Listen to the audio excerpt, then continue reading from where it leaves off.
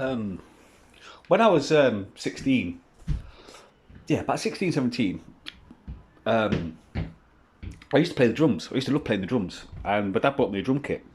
And that was in my bedroom. And I had a nice big fat stereo, massive speakers. I had my car chair in there, all the posters on the wall with Eminem and all that bollocks. And my hats all around the scene. Because I used to love collecting baseball caps. I had about 20 of the fuckers.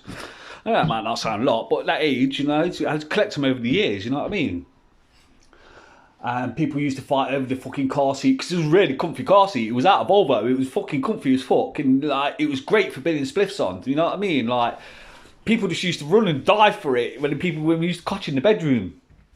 I had my bunk beds, even though I didn't need them. I had bunk beds, and anyway, I was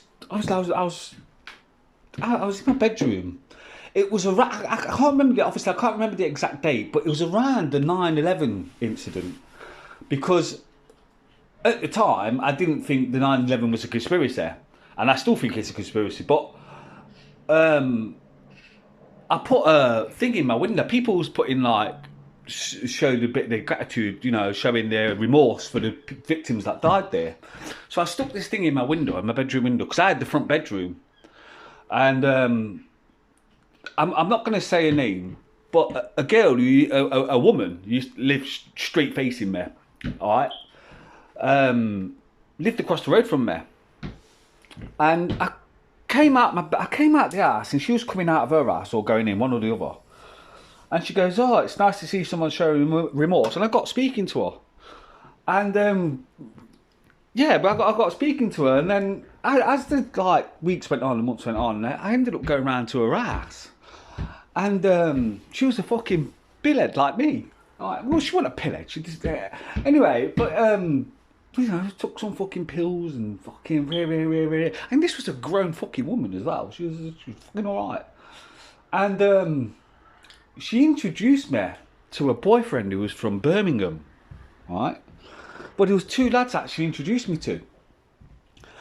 And those from Birmingham, and these was at the there was at the Aston crew. Those from Aston, those was at the Aston crew. And if anybody knows about, watches documentaries, the Burger Bar and Aston crew, Buckhead was the sister to one of those two, was the brother to one of those two girls who got shot in the Natasha and Letitia Shakespeare in Aston, the Burger Bar crew. He was one of her brother. He was her brother, and I was like, fucking hell. But dude, I tell you what, one thing I'll say about Brummies, they are so fucking humble. Black, white, pink, blue, whatever colour, whatever. Every Brummie I've ever met, every person from Birmingham I've ever met, they have been absolutely fucking sound. They're down to earth, they're funny. I've not met one. I've worked in Birmingham. I love it. They're such nice people from there. I don't know. Look. The area. Yeah, they're fucking wicked. Anyway, obviously, it was all smoking weed, taking pills and stuff like that. And I used to get them the pills when I was there, when they came down from Birmingham. And don't finish your fag. And they said, can you get? Obviously, I was getting them pills, and he was like, they went to this club in Sheffield called Niche, and Niche at the time. Was massive because it was house music. It was wicked. It was owned by two blokes. Oh, I forgot the fucking name. They were from Nottingham. They're owned by two blokes from Nottingham. And what was his fucking name? We'll come to it later. And it was owned by. Anyway, they used to go up there every Friday night because that's when it was proper good. You know what I mean? And they asked me if I could get like 400 pills. I was like, what? Can you get 400 pills? We'll sort you out. I was like, well, I can ask the question. You know what I mean? So I rang the geezer up, and he says, you got 400? He said, I'm there in 15 minutes. What? Fucking 10 minutes later, not 15, 10 minutes later, fucking guy outside my house, and obviously that girl's house. And I'm dealing like 400 pills. I'm like, fucking, I was scared because I wasn't a fucking drug pusher or anything. I was just doing a favour. So obviously, I done that for them, and then eventually they kept coming back every fucking Friday. They kept coming back every Saturday or Sunday or whatever in the week. And what they was doing, they was taking them up to Niche in Sheffield, and they was selling them at 2 for £15. I used to get, because we was a good customer, we used to get 7 for a tenner. So you can imagine the profit these guys was making in Niche. So I was making them a fucking fortune. And don't get me wrong, they were sorting me out, you know, give me 30 quid, and yeah, he gave me 40 quid once and like 5 pills. So I was like, nah, no, fuck it, I took him.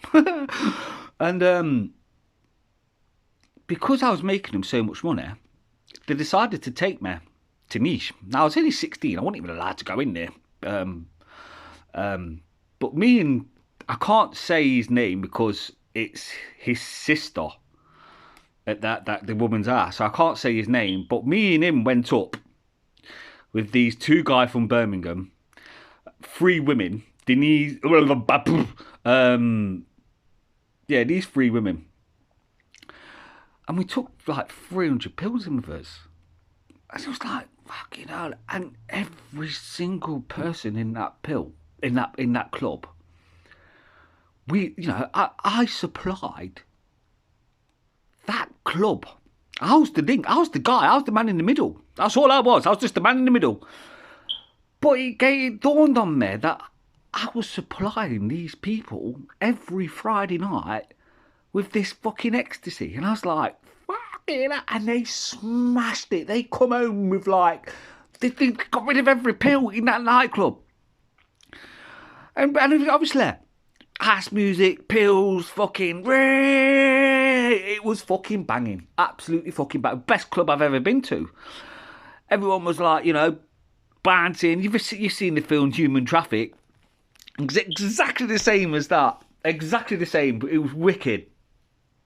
And it was up in Sheffield. And on the way home, obviously we drove home and whatever. And we went back to her house for a housewarming. Well, no, we went back to her house for the after party or whatever. And like, I think she was about 33, 34. And she fucking tried it on with me. Like, kid was there, like this guy from Birmingham. He was fucked out of his face. He was just lying on the sofa, like, enjoying his buzz. And she walked up to me, and like, we kissed. And I was just like, fuck. You know what I mean? 33-year-old woman. And she was, you know, she was proper nice, you know, black one's arse, fucking, yeah, she was fit as fuck. I was like, wow. And I was just like, I ain't getting, nah. Because I didn't want to, at the time I was loyal. Well, I'm loyal now, but at the time I was thinking I didn't want the trouble. Because if kid finds out, I'm going to have the fucking I'm going to have the Aston crew coming up and fucking shoot me. So I was like, fuck that. But we was good friends. He was, you know, I was mad. That was mad. And then, yeah, and I only went to that Niche once.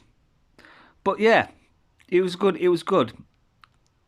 The supply, yeah. So